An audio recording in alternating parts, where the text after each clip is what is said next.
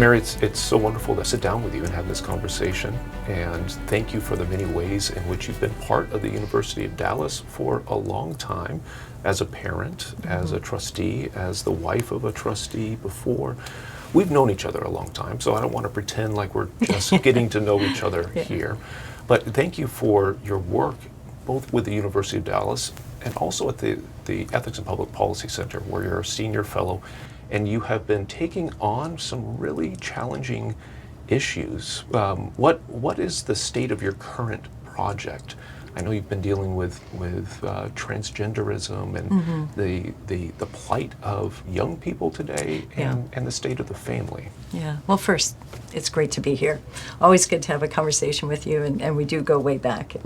And it's wonderful to just be here at the University of Dallas and to have the opportunity to have a conversation. So you asked about my work, and I am focused. I have a project called the Person and Identity Project, which really has two aims. One is to promote the truth about the human person, but then the other is to equip parents and faith-based institutions to counter gender ideology, which, as we like to educate people, gender ideology is really a challenge to the truth of the human person. And it's not just about how many kids get confused and they're suffering and they're, taken down a wrong path. That's a tragedy, but there are a lot of very big issues connected to the corruption of the understanding of the human person. Right. I think people like you, like me, like others, have for a long time been wrestling with these major issues. It seems as though our civilization has been unraveling. And I'm much affected by Alistair McIntyre, who has a really remarkable way of bringing to light just how fragmented our language is around moral and ethical terminology. This is not something new, but it does feel as though the pace of fragmentation has quickened. And I have the sense that we need to not, so to speak, pick up all of the pieces that have come apart and try to glue them back together, but rather to invest ourselves in institutions that are able to reclaim our culture.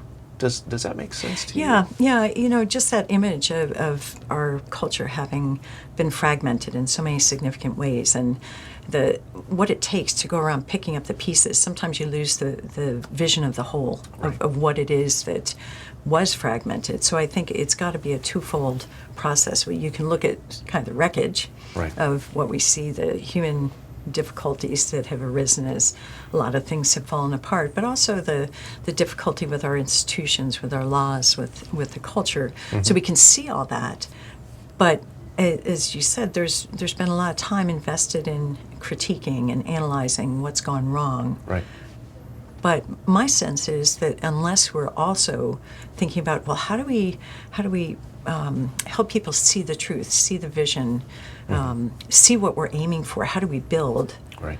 We could spend the rest of our time continually analyzing what's going to continue to go wrong, and we really haven't made things better. Right. I love the fact that you've framed your project, the Person and Identity Project, and this need to recover the truth about the human person, that was identified more than 50 years ago by John Paul II, even before he was John Paul II. The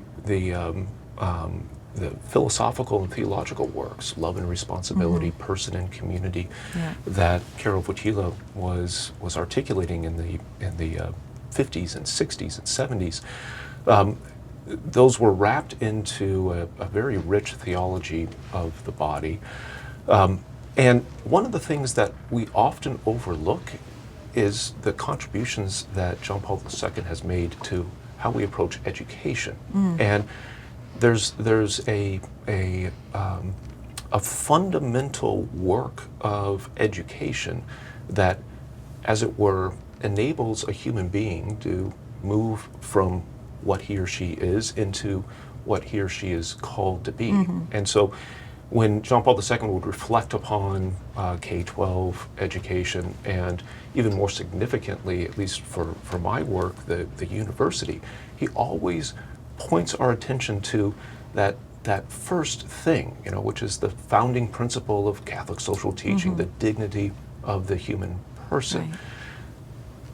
You've sent your kids to classical schools. They went to Trinity and Meadowview. I went to Trinity in South Bend. Yeah. We're great promoters of the classical education movement in the United States at the University of Dallas, and offer a very rich liberal education. What led you to you and Seamus to say we want this kind of education for our children? Is that connected in some way to the way you think about the human person?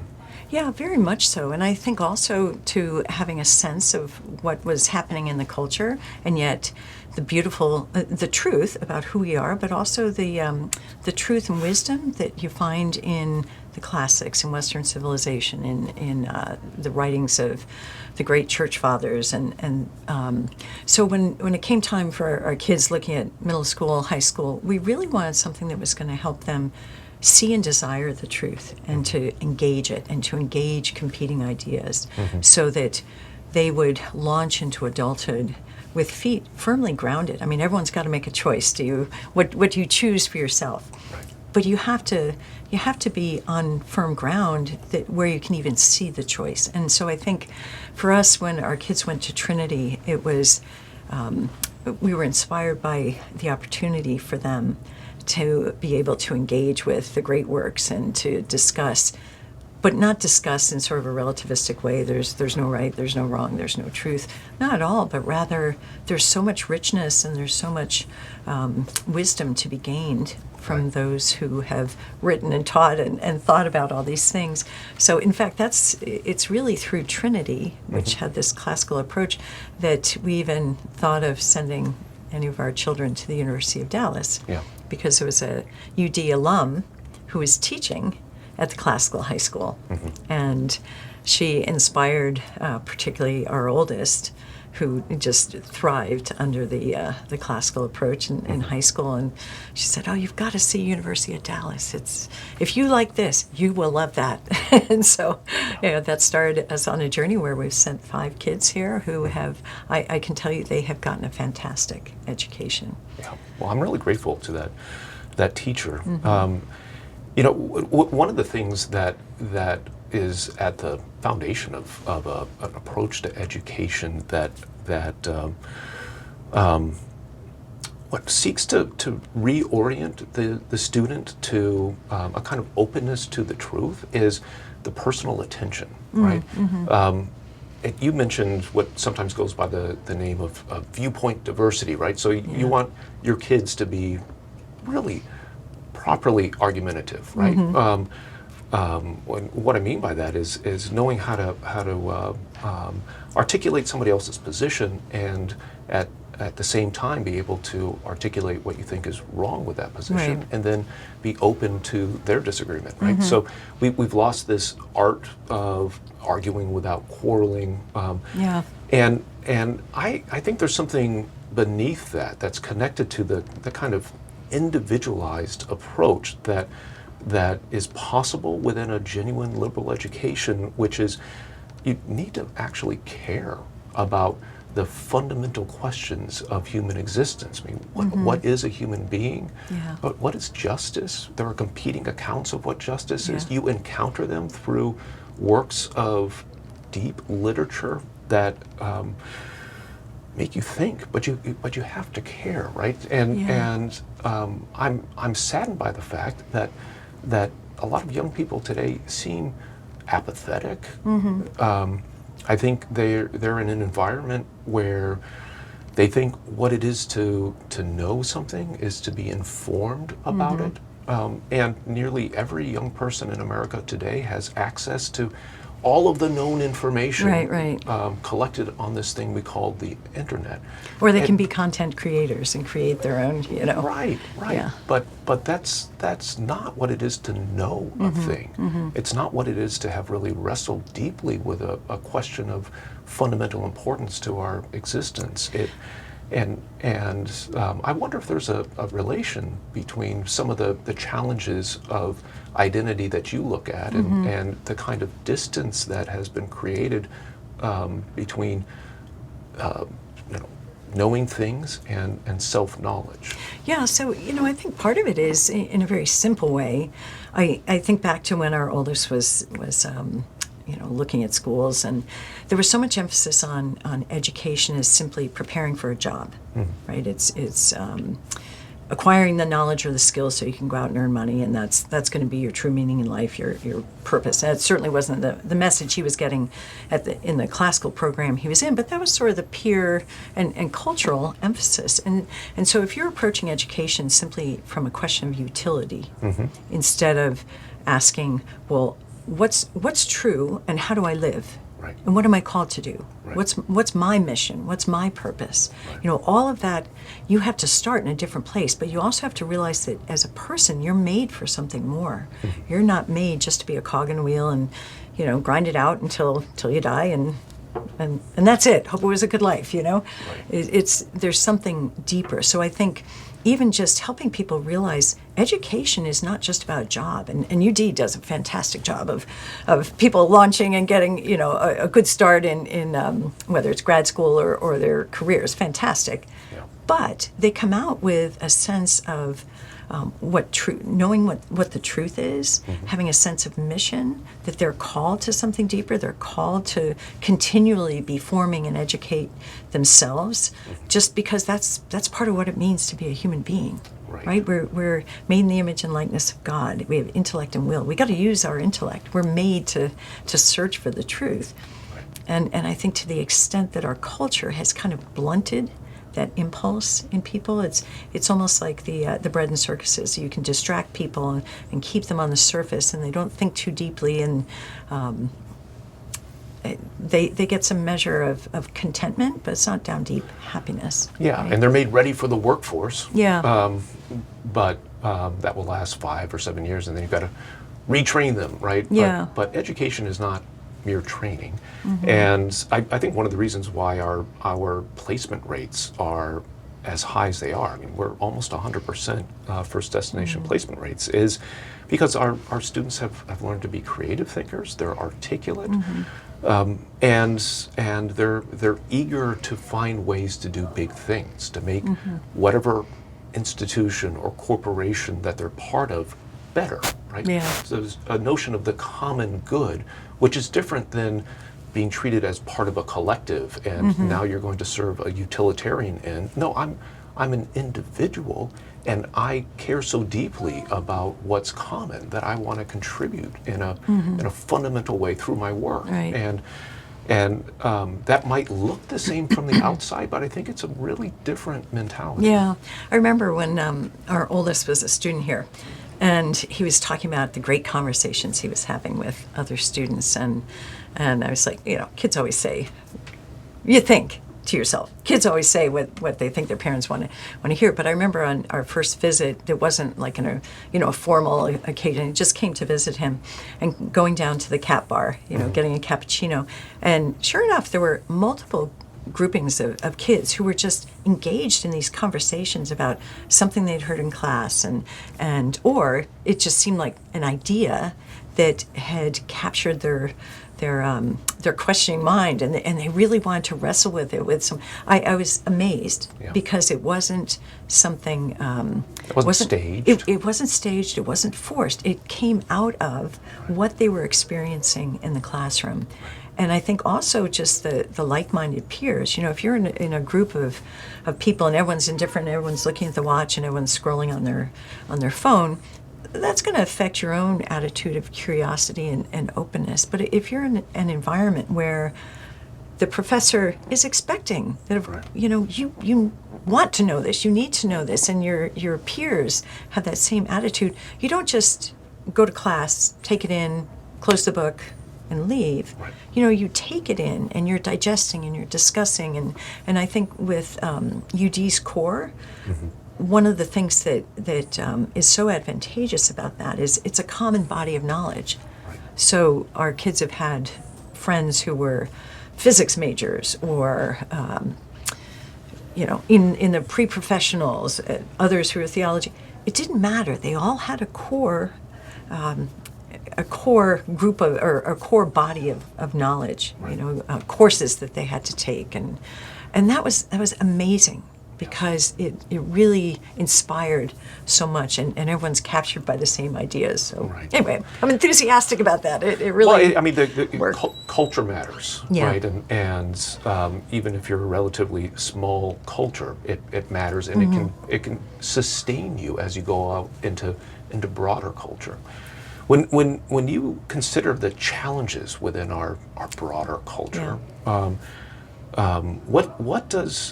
what does surmounting those challenges look like? What does, I don't want to frame it in terms of success, because that often conjures a zero-sum approach, and we're all at war with each other, and there are ways in which those metaphors are appropriate, but I wonder if we ought to be thinking beyond them, right? So when you imagine a reclaimed culture, a rebuilt Western civilization, a thriving America, what are the key points that you call to mind? So I think you work with your institutions, family, church, university. Universities certainly are your thought leaders, and we can see that actually. If you look back in history, where things started to go off the rails, a lot of it was because of what was happening in academia, that threw out truth, that threw out a sense of trying to encourage virtues and encourage students to think more deeply, but within a sense that acknowledged that there is a truth, there is wisdom, there's something good there to be grasped, and so we can see what happens when that goes off the rails. So I think universities are very much a part of that solution. But I think more broadly, if you're going to rebuild the culture, you have to have a vision. Right. What is it that you're building towards? Right. And that's something where are you going to get that? So some of it is from your family and your faith, but certainly, as I said, the universities and the thought leaders. You also need people. Right. Right? It's very hard to change the mind or the approach of someone who's my age. Whereas if you take someone who has been trained and educated in a mindset, they're equipped to be able to go out and to make that vision a reality. Right. So I think those are some key elements. And learning how to do that is it's not something that you can kind of cut corners around, right? Yeah. So And it takes time. It takes time, right? So if we had political leaders and religious leaders say, you all need to listen more carefully to each other and stop disagreeing all the time. I mean, that's not going to be effective. And they have said versions of that. One way I think about what happens within a well-run school, K-12 or university, a well-run classroom is you are engaged in developing those habits that enable you to be a careful listener, a good arguer, somebody who can think for yourself, think independently, somebody who nurtures a kind of curiosity, who's learned to persevere in pursuit of things that you don't know. And you only know you don't know something if you're willing to acknowledge your own ignorance. Humility. So it takes some humility, right? Those are virtues that really can be acquired through excellent pedagogy in the classroom. But I would add to that just the idea of respect.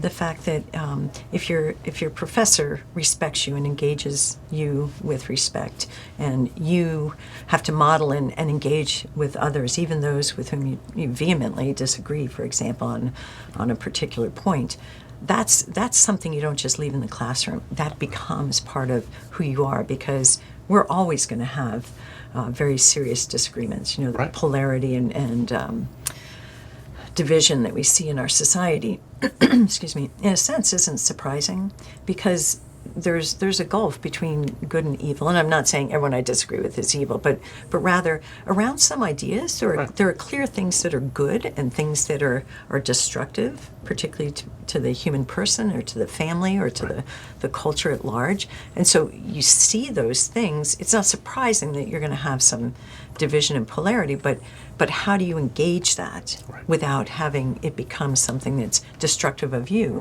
where you lose your integrity? And I think, again, it's, as you said, you become habituated to that. First you have to see what you're aiming for, but you have to understand who it is you should be aspiring to be, right? What kind of a human being? What are the virtues of a well-formed mind, a well-formed character? You need a vision of what it is to live nobly. And one of the signs of hope that I see in young people today, and there's some sociological data that backs this up, is there's a hunger for meaning. There's a hunger for deep roots. There's it's still small, but a growing trend of people recovering deep religious roots, Jewish, Catholic, Orthodox. They want the real stuff, not the fluffy stuff. And I think this is a moment where institutions really need to do the hard work of applying those time-tested pedagogical practices that are going to expose students to the pitfalls sometimes when they're wanting to look deep, right? So go back to this notion of young people want to live nobly. I'm thinking particularly of some research I've seen on young men, right? So the phenomenon of juvenile boys who are attracted to the likes of Andrew Tate or take your pick, but people who have a vision of what it is to be strong and manly that is fundamentally disordered. But you find this, it's honor, it's power, it's pleasure, right? Those are the temptations of what we can take the good life to entail, right? And Aristotle and Aquinas, for instance, they both wrestle with those views of the good life at the outset of their reflections on ethics. And there is something attractive about strength and power. So how do we harness that desire for something that is noble and good, and convince young people, and not just young men, but young women, it's going to take a lot of work. And we don't want to kill that desire. We don't want to say, no, just be useful to society. Just do something that's going to help the GDP or whatever. No, we want to foster that spiritedness and that desire both to go deep and to reach far in their aspirations, but make sure that they don't fall into these temptations to imitate those who are projecting false views of that way of living. I think of some of those influencers who clearly, as you said, are disordered, or they're projecting a false vision. I think they become attractive because they're clear, they're firm, they're willing to lead. Unfortunately, many of them lead in the wrong direction. But I think that comes back to helping young people realize you're made for a purpose. And there's a mission to your life. And what we do here as a university is going to help you find that. It's going to help you find that meaning and purpose in your life. I saw a study that Harvard Graduate School of Education published about 1.5 years ago, and they interviewed young people, Gen Z, who were very, successful. In other words, they weren't the ones who failed to launch, like they were in their mom's basement. They were kids young people who had a job, who were, by all accounts, doing well. And yet when they interviewed them, they found that 58% of them said that in the last month, they really struggled because they had no sense of meaning and purpose. And they had various quotes, and all I could think of was how difficult to get up every day and do the same thing over and over if you don't know why. If you don't know what what's this for other than to fill my bank account so I can go buy stuff and go do, it's ultimately it's not satisfying to the human person. But if you're arriving at your mid-20s and you have not up to that point sought out a deeper purpose, right, or even questioned whether there should be one, it's a lot harder. You're going to suffer a bit in that quest to find it. Whereas when you have young people, for example, who arrive on a college campus, it's a natural point of curiosity. If you can help them see that vision and begin to ask those deeper questions about the culture, about truth, about themselves, and to find that meaning and purpose, well, then you've done something. I used to find very inadequate this definition of the good life for man that McIntyre gives near the end of After Virtue. He says, the good life for man is the life spent seeking the good life for man. And I thought, can we go a little bit farther than that? But I've come to appreciate the depth of that insight, and it's connected to what you just articulated, right? There's purpose that can be found in striving to find your purpose, right? And I think sometimes we can think, answers to what life is all about is like going to the cafeteria, and you can choose what seems to fit, or where your appetite is, and that's a very unsatisfying way to proceed, because you need to have wrestled with earlier questions about, well, what sort of thing will actually be good for me? What is most fitting? And that needs to provide some kind of direction in terms of what you select. Makes me think of bad advice I've heard given to young people who are told, just follow your passion. And I think, to use your cafeteria example, if you go into a cafeteria and you don't have any sense of nutrition, what my body needs, what's going to give me strength and help me be healthy so I can do the things I want to do, you're just going to follow your passion and, drink all of the Coke and eat all of the, whatever it is, pizza or chocolate cake or whatever it might be. It's going to be destructive. Right. So learning the role, how our passions should integrate into our life, the role of reason, the character, virtues, having a clearer sense of that allows you to understand what it means when you're enthusiastic or inspired by something. Right. But yet, all right, is that just an enthusiasm for the moment, or is there something more here to look into, or whatever? So it's the difference between eating a really wonderful meal that's completely balanced but delicious, and just snacking on fast food all day, where that's right. You never get to the substance. And at the risk of extending a metaphor too long, I'm thinking about the difference between going to a restaurant or a cafeteria and selecting things and cooking your own meal, right?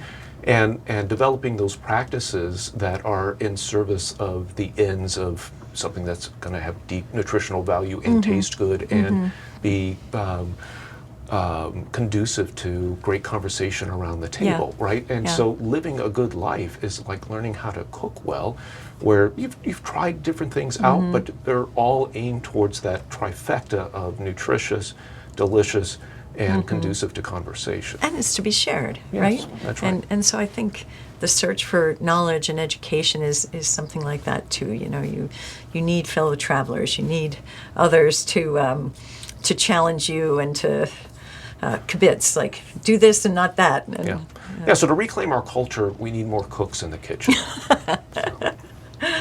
we need more thoughtful universities. Yes. We need more places like UD that really cultivate that sense with respect and dignity. You are made for something more. That's right. Come here and we'll help you find it.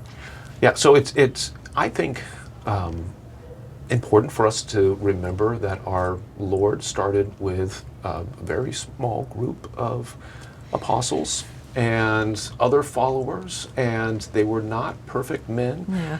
And a lot of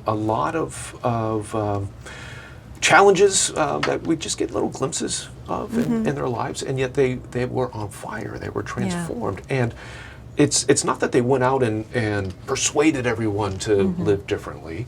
They presented a vision of the good life. They presented a vision of how to think about one's own destiny and a way of living that was beautiful and compelling because of its beauty, right? Deep respect for the dignity of other human beings, the significance of the family, right? These Christians refused to expose their deformed children, and eventually they built hospitals and universities and built up our civilization. So we don't need to, I mean, good policies are always important, good laws are always important, but the individuals who are transformed by a really rich education, who've learned to live into that education throughout their lives, and I think they will be the chief architects of a reclaimed culture. Couldn't agree more. I think that's. Well, thanks so much for joining me Oh, in this fantastic. conversation, Mary. Yeah. It's always good Wonderful to see to be you. with you.